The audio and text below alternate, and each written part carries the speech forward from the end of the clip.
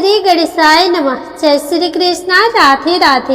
हे प्रिय भक्तों, आज फाल्गुन मास के कृष्ण पक्ष की चतुर्थी तिथि है और आज संकष्टी चतुर्थी या द्विज प्रिय चतुर्थी का व्रत है। तो सबसे पहले आप सभी भक्तों को फाल्गुन संकष्टी चतुर्थी व्रत की हार्दिक शुभकामनाएं। हे प्रिय भक्तों, आज के इस वीडियो में आप सुनिए चौथ माता की कथा और भगवान विघ्नहर्ता श्री गणेश की कथा। माना जाता है कि चौथ माता की कथा के साथ भगवान श्री गणेश की कथा को सुनने से व्रत का पूर्ण फल प्राप्त होता है। तो आइए कथा को बड़े ही श्रद्धा और प्रसन्नचित्त मन से पूरा अवश्य सुनिएगा। आधा अधूरा कथा सुनने से व्रत का पूर्ण फल प्राप्त नहीं होता है। ओम श्री गणेशाय नमः। प्रिय भक्तों, आज के इस वीडियो में आप सुनिए चौथ माता की कथा और भगवान विघ्नहर्ता गणेश की कथा। माना जाता है कि चौथ माता का व्रत और कथा के साथ भगवान गणेश की कथा सुनने से व्रत का पूर्ण फल प्राप्त होता है। तो हे प्रिय भक्तों, कथा को पूरी श्रद्धा एवं प्रसन्नचित्त मन से पूरा अवश्य सुनिएगा। जय श्री गणेशाय नमः। किसी नगर में एक बुढ़िया माई रहा करती थी। उनका एक बेटा था। बुढ़िया माई 12 मासी गणेश चौथ का व्रत किया करती थी। वह बुढ़िया माई हर चौथ के व्रत में शहर जाकर अपनी आर्थिक स्थिति के अनुसार बनिए की दुकान से थोड़ा सा घी, गुड़ और तिल घर लाती थी और 4 लड्डू बनाती थी। 4 लड्डुओं में से वह बुढ़िया माई एक लड्डू से पूजा करती थी, एक लड्डू हथकार के लिए निकालती थी, एक से वह चंद्रमा के दर्शन करके स्वयं खा लेती थी और एक अपने बेटे के लिए रख देती थी। एक बार की बात है, उनका बेटा अपनी ताई अर्थात अपनी बड़ी माँ से मिलने के लिए उनके घर पहुंचा तो उसने देखा कि उसकी बड़ी माँ ने चौथ का व्रत रखा हुआ था।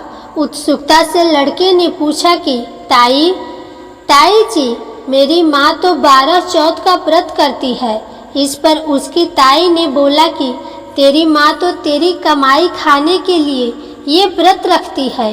लड़के ने सोचा कि ताई सच कह रही है, वह बुढ़िया लड्डू खाने के लिए व्रत रखती है। लड़के के दिमाग में नकारात्मक विचार घर कर गए। अब वह लड़का घर आता है तो उसने देखा कि उसकी माँ तो तिल का लड्डू बना रही है। तो उसने सोचा कि ताई जी तो सही कह रही थी, मेरी माँ तो लड्डू खाने के लिए ही व्रत रखती है, यह झूठ मूठ का व्रत रखती है। घर आकर लड़के ने अपनी माँ से बोला कि माँ, मैं शहर जा रहा हूँ कमाने के लिए। यहाँ जब कमाता हूँ तो तुम मेरी सारी कमाई खा लेती हो। इस पर माँ ने उसे बहुत समझाया और उसे शहर जाने से मना भी किया। उस बुढ़िया माँ के लाख मनाने पर भी वह नहीं माना। इसलिए उसकी माँ ने साथ ले जाने के लिए उस तिल के लड्डू को दे दिया और कहा, बेटा, यह तिल का लड्डू मुसीबत में तुम्हारे काम आएंगे, तो तू चौथ माता का, गणेश भगवान का ध्यान करना, तेरे सारे मुसीबत टल जाएंगे। लड़के ने कहा, माँ ठीक है, यदि तू सच्चा व्रत करती है तो मेरे ऊपर आया सभी संकट टल जाएंगे, यदि नहीं तो मैं संकट में फंस जाऊंगा। शहर जाते समय एक बूढ़ी माँ दिखी। लड़के ने ध्यान से देखा कि बुढ़िया रोती हुई दिखाई दी और साथ में पुए भी बना रही थी, रो भी रही थी और पुए भी बना रही थी। लड़के ने उस बूढ़ी माँ के पास जाकर उसके ऐसा करने का कारण पूछा। बूढ़ी माँ ने जवाब दिया, बेटा, इस नगर के पहाड़ी पर एक बहुत बड़ा राक्षस रहता है। पहले तो वह खाने के लिए इस नगर के लोगों को मार दिया करता था। उसके इस अत्याचार को रोकने के लिए नगर में एक व्यवस्था की गई कि हर घर से एक आदमी को दैत्य के पास भेजा जाएगा और आज मेरे बेटे की बारी है, इसलिए रो रही हूँ और उसी के लिए पुए बना रही हूँ। उस लड़के ने कहा, हे माँ, तुम यह खीर पुए मुझे खिला दो। तुम्हारे बेटे की जगह उस राक्षस के पास मैं चला जाऊंगा। बूढ़ी माँ ने लड़के की बात स्वीकार कर ली। लड़के ने खीर पुए बड़े चाव से खाए और खाकर आराम से सो गया। सोते सोते उसे शाम हो गई। शाम को बूढ़ी माँ के पास राजा के सैनिक आए और कहा कि कहाँ है तुम्हारा बेटा। बूढ़ी माँ ने लड़के से कहा, बेटा, राजा के सैनिक तुम्हें राक्षस के पास ले जाने के लिए आए हैं। वह लड़का खुशी से सैनिक के साथ दैत्य के पास चला गया। उस राक्षस के पास जाकर उसने देखा कि राक्षस तो बहुत भयानक है। अपनी जान बचाने के लिए इधर उधर भागने लगा और माँ माँ चिल्लाने लगा। इतने में ही उसे याद आया कि उसकी माँ ने उसे चौथ माता के तिल के लड्डू दिए थे और कहा था कि मुसीबत में यह तुम्हारे काम आएंगे। उस लड़के ने चौथ माता वाले तिल के लड्डू को निकाले और उस राक्षस के सामने रखकर कहने लगा, हे चौथ माता, हे गणेश भगवान, अगर मेरी माँ सच्चे दिल से मेरी सलामती के लिए व्रत रखती है तो राक्षस का सर कटकर जमीन पर गिर जाए। प्रिय भक्तगण, यह तो चौथ माता और गणेश भगवान का चमत्कार है कि उसका यह वचन कहते ही उस राक्षस का सर कटकर नीचे गिर गया। लड़का सही सलामत वापस आ गया। वापस आते देख उसे राजा ने अपने दरबार में बुलाया और बहुत से उपहार देकर उसे विदा किया। लड़का अपने रास्ते पर आगे बढ़ता चला गया। चलते चलते कुछ समय बाद वह दूसरे राज्य में पहुंचा। उस राज्य में एक प्रथा चलती थी कि बर्तनों के आवे को पकाने के लिए एक इंसान की बलि दी जाती थी। राज्य से आते देख सैनिकों ने उसे पकड़ लिया और आवे में चुनवा दिया और आवे को पकाने लगे। लड़के ने फिर से चौथ माता के तिल के लड्डू को निकाले और बोला, हे चौथ माता, हे गणेश भगवान, अगर मेरी माँ मेरे लिए बिना किसी स्वार्थ के व्रत रखती है तो आवा पकने पर मेरी मौत ना हो। लड़के के ये शब्द बोलते ही आवा पकने पर लड़के की मृत्यु नहीं हुई। जब आवे से बर्तन निकलने लगे तो आवे से मिट्टी के बर्तन के बजाय सोने और चांदी के बर्तन निकलने लगे और लड़के ने अंदर से कहा, बर्तन आराम से निकालना, कहीं मुझे लग न जाए। यह सुनकर बर्तन निकालने वाले आश्चर्यचकित हो गए और उसे आवे से बाहर निकालकर राजा के दरबार में ले गए। राजा भी आश्चर्यचकित था। राजा ने लड़के से पूछा, राजा ने लड़के से पूछा, अच्छा बताओ, आखिर तुम इस आवे से जिंदा कैसे बच गए। लड़के ने जवाब दिया कि मेरी माँ मेरे लिए चौथ के 12 महीने व्रत रखती है, इसलिए चौथ माता की कृपा से, गणेश भगवान के आशीर्वाद से मैं इस आवे से सही सलामत वापस निकल आया हूँ। अब देखिए, राजा को लड़के की बात पर यकीन नहीं हो रहा था, इसलिए राजा ने चांदी की सुराही मंगवाई और लड़के से कहा, अगर तुम सच बोल रहे हो तो सुराही की नली से निकल कर दिखाओ। प्रिय भक्तगणों, उस लड़के ने देखा कि एक भौरा सुराही के मुख से बाहर निकला है। लड़के ने चौथ माता का नाम लेकर आंखें बंद करके उस तिल के लड्डू को हाथ में लेकर के कहा, हे चौथ माता, हे गणेश भगवान, अगर मेरी माँ 12 महीने के व्रत रखती है, उसने सच्चे मन से गणेश चौथ तिल चौथ का व्रत किया है, तो मैं भौरा बनकर सुराही के मुंह से बाहर निकल आऊं। देखते ही देखते राजा की आंखों के सामने वो लड़का भौरा बन गया और सुराही के मुख से बाहर निकल आया। राजा ने यह चमत्कार देखा और आश्चर्यचकित हो गया और राजा बहुत खुश हुआ।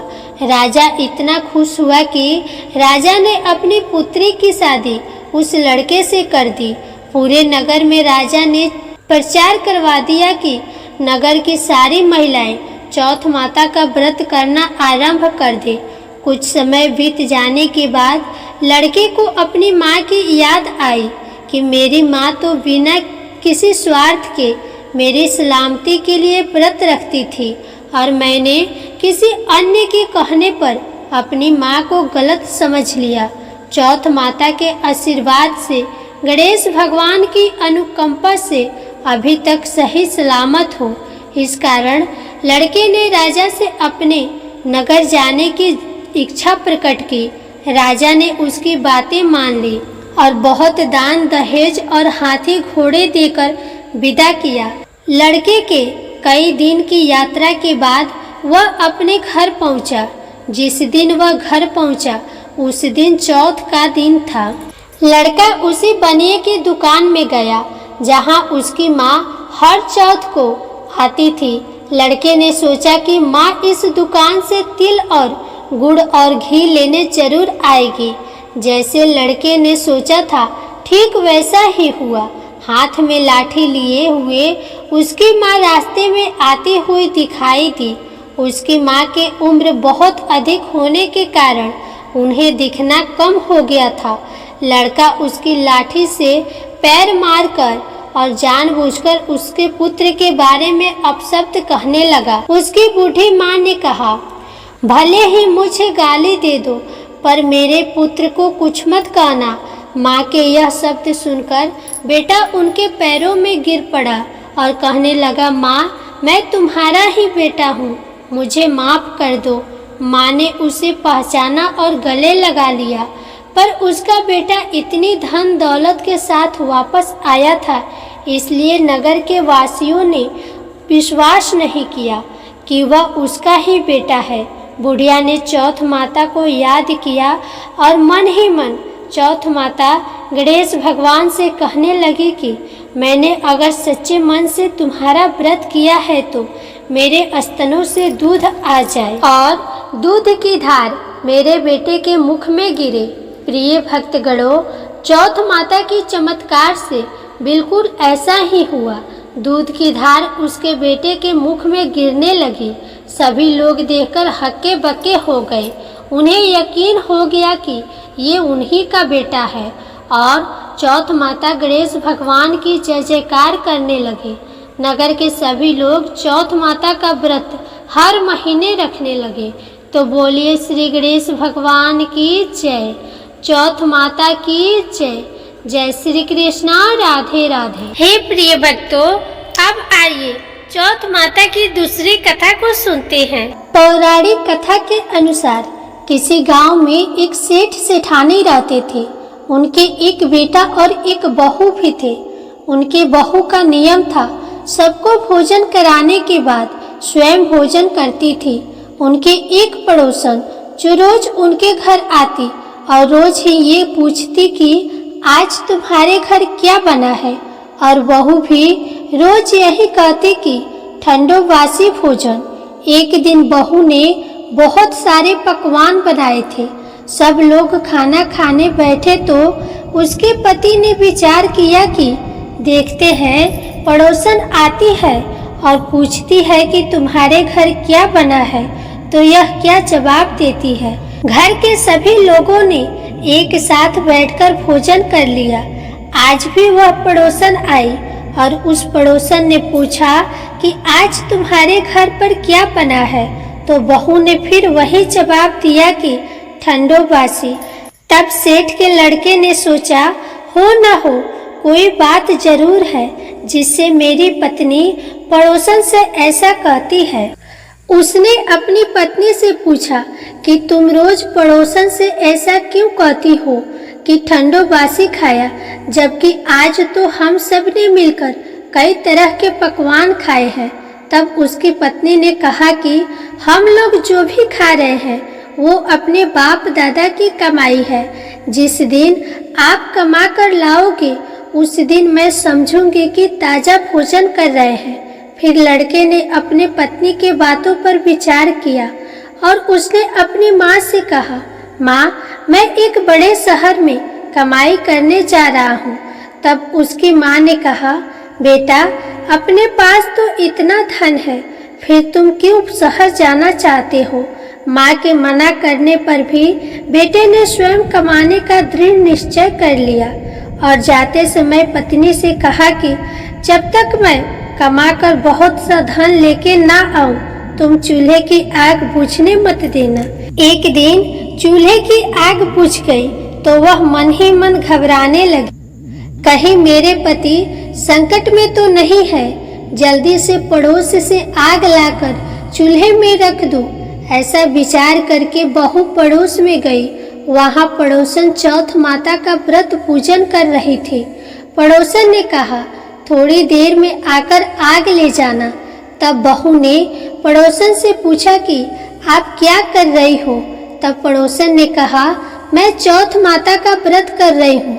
बहू ने कहा, आप ये व्रत क्यों करती हैं? इसे क्या फल मिलता है? तब पड़ोसन बहू को बताया, चौथ माता के इस व्रत को करने से अन्य लक्ष्मी मिलती है और अपनी सभी मनोकामनाएं पूरी हो जाती है। पड़ोसन की ये बात सुनकर बहू का भी मन हुआ कि वह भी चौथ माता का व्रत करे। अब बहू भी चौथ माता की व्रत करने लगी। दीवार पर चौथ माता बनाई और चौथ माता के व्रत के दिन गुड़ का चूरमा बनाकर रात को चंद्रमा को अर्घ्य देकर भोजन करने लगी। ऐसा करते करते बहुत दिन हो गए। चौथ माता ने उस बहू के पति को स्वप्न दिया कि साहूकार का बेटा, तू जागे के सोए, तेरी पत्नी तुझे बहुत याद कर रही है, घर जाकर उसकी चिंता मिटा। तब साहूकार के बेटे ने कहा कि मैं अभी कैसे जा सकता हूँ, अभी तो मेरा हिसाब किताब बाकी है। एक बार हिसाब किताब चुकता हो जाए तो मैं जाऊंगा। तब माता ने कहा, तू दुकान खोलकर बैठ जा, तेरा हिसाब किताब चुकता हो जाएगा। अब चौथ माता ने जैसा कहा था वैसा ही हुआ। उसने जाने की तैयारी की और गाड़ी भर के धन दौलत लेकर चल दिया। रास्ते में एक बड़ा सा काला नाग फन फैलाए बैठा था और साहूकार के लड़के से कहने लगा, आज तो मैं तुझे डसूंगा, छोड़ूंगा नहीं, आज तेरी आयु पूरी हो गई है। तब सेठ के लड़के ने कहा, आज चौथ माता ने मुझे सपना दिया है तो मैं अपनी पत्नी से मिलने जा रहा हूँ। वहाँ मेरी पत्नी बहुत चिंता कर रही है, मैं उससे मिलकर जरूर आऊँगा, तब तुम मुझे डस लेना। तब नाग ने कहा, तुम शपथ पूर्वक कह के जाओ तो मैं तुम्हें जाने दूंगा, परंतु तुम नहीं आए तो मैं तुम्हारे घर आके तुम्हें डस लूँ। इस प्रकार सांप को वचन देकर वह अपने घर आ गया। वहाँ सभी ने हंसी खुशी उसका स्वागत किया और सब लोग भोजन करने बैठ गए। साहूकार का लड़का बहुत उदास था तो उसकी पत्नी ने पूछा, क्या हुआ, तुम इतना उदास क्यों हो? तब पति ने काले नाग वाली सारी बात अपनी पत्नी को बता दी और मैं नहीं गया तो वह मेरे घर आकर डस लेगा। लड़के की पत्नी बहुत चतुर थी। उसने कहा कि आप घबराओ नहीं, लेट जाओ, मैं एक उपाय करती हूँ। पत्नी ने कमरे की 7 सीढ़ियाँ धोई। पहली पर रेत, दूसरी पर इत्र, तीसरी पर गुलाल, चौथी पर कंकु केसर, 5वीं पर लड्डू पेड़ा, 6ठी पर गादी गलेजा और 7वीं पर दूध का कटोरा रख दिए। इस प्रकार वह 7वीं सीढ़ी सजाकर बैठ गई। आधी रात होते ही नाग आकर सीढ़ी पर चढ़ने लगा। पहले सीढ़ी पर रेत पर लेट गया और कहने लगा, सेठ की बहू ने आराम तो बहुत दिया, पर बचनों से बंधकर आया हूँ तो मैं उस लड़के को डसूंगा अवश्य। इस प्रकार 7 सीढ़ियों पर नाग आराम करता हुआ और कहता हुआ कि डसूंगा जरूर कमरे में जाने ही वाला था कि चौथ माता ने विचार किया कि मैं इससे नहीं बचाऊंगी तो इस संसार में धर्म कर्म और व्रत पूजन कौन मानेगा और कौन पूजा करेगा। अब तो गणेश जी, चंद्रमा और चौथ माता ने उसे बचाने का विचार किया। चंद्रमा ने उजाला किया, चौथ माता डाल बनी और गणेश जी ने तलवार लेकर नाग को मार दिया और डाल से ढक दिया। अब बहू भी थकी हारी सो गई। सुबह हुई तो लोग बेटे से मिलने आए, परंतु बेटे बहू तो उठे ही नहीं थे। बहुत देर हो गई तो माँ ने उन्हें उठाने गई तो माँ ने सातों सीढ़ियों पे जो कुछ भी देखा तो वे बहुत घबरा गई और बेटा बहू को आवाज लगाने लगी। बेटा बहू उठे तो देखा कि एक डाल तलवार वहां पड़ी है। जब बहू डाल उठाई तो देखी कि एक काला नाग मरा पड़ा हुआ था। बेटा बहू ने सोचा, आज तो धर्म कर्म करने से हमारी रक्षा हुई। भगवान गणेश और चौथ माता ने हमारी रक्षा की है। हे चौथ माता, जैसे आपने सेठ के बेटे बहू की रक्षा की, वैसे ही अपने सभी भक्तों पे अपनी कृपा बनाए रखना, सदा रक्षा करना। जय हो गणेश भगवान, जय हो चौथ माता। अब आप सुनिए गणेश भगवान जी की कथा। एक साहूकार था, उसके घर रोज एक ब्राह्मणी रोटी लेने के लिए आती थी। घर के अंदर घुसते ही पुल के ऊपर गजानन जी का मंदिर था। वह गणेश जी को रोटी का एक कवर भोग हमेशा लगाती थी। बहुत दिन हो गए। गणेश जी महाराज ने कहा कि यह मुझे हमेशा भोग लगाती है, मुझे इसे कोई न कोई उपहार जरूर देना चाहिए। गणेश जी एक दिन उसके थाली में हीरे मोती भर देते हैं। ब्राह्मणी तो थाली लेकर अपने घर आ गई और साहूकार के घर रोटी लेने आना बंद कर दी। साहूकारनी ने उसे बुलावा भेजा कि बाई, रोटी लेने के लिए क्यों नहीं आती हो? ब्राह्मणी ने कहा कि मुझ पर गणेश जी प्रसन्न हो गए, बहुत वर्ष तक रोटी लेने आ गई, परंतु अब नहीं आऊंगी। साहूकारनी मन में बहुत नाराज हुई और गणेश जी से कहा कि आप ब्राह्मणी के ऊपर प्रसन्न हुए, परंतु मुझ पर नहीं। तब गणेश जी की मूर्ति हटाकर बाहर फेंक दी। इधर सेठ जी की दुकान में धंधा पानी बंद हो गया। एक दिन सेठ जी की नजर पुल के मंदिर पर गई तो सेठानी जी से पूछा कि गणेश जी कहाँ गए? तो साहूकारनी ने कहा कि ऐसे गणेश जी का क्या करें जो ब्राह्मणी पर तो प्रसन्न हो गए लेकिन हमारे ऊपर प्रसन्न नहीं हुए, इस कारण मैंने गणेश जी को बाहर फेंक दिया। तब सेठ जी ने कहा कि यह तुमने क्या किया? मेरा तो व्यापार और धंधा चलना बंद हो गया है। गणेश जी तुमने कहाँ फेंके हैं? जल्दी बताओ, मैं उन्हें वापस लेकर आता हूँ। साहूकार जी वापस से गणेश जी को लेने गए तो गणेश जी इतने भारी हो गए कि वे उठे ही नहीं।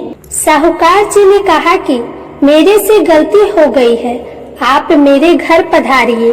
गणेश जी तो और भी भारी होते गए और कहा कि मैं तो नहीं चलूंगा, पहले साहूकारनी को बुलाकर यहाँ लाओ और वह मुझसे माफी मांगेगी तो ही मैं चलूंगा। और गणेश जी ने कहा कि मुझे हमेशा सवा से चूरमा का भोजन कराओगी तो ही मैं चलूंगा। साहूकार साहूकारनी को लेकर आए और उसे माफी भी मंगवाई और सवा सेर का चूरमा चढ़ाने की हाँ भी भरी। तब साहूकार और साहूकारनी ने गणेश जी को वापस घर में लाकर उन्हें पोल में बिठाया। ऐसा करने पर साहूकार का व्यापार फिर से चलने लगा। हे गणेश जी महाराज, जैसे साहूकार और साहूकारनी पर आप प्रसन्न हुए वैसे सभी पर अपनी कृपा बनाए रखना। प्रेम से बोलिए गणेश भगवान की जय। श्री लक्ष्मी नारायण भगवान की जय।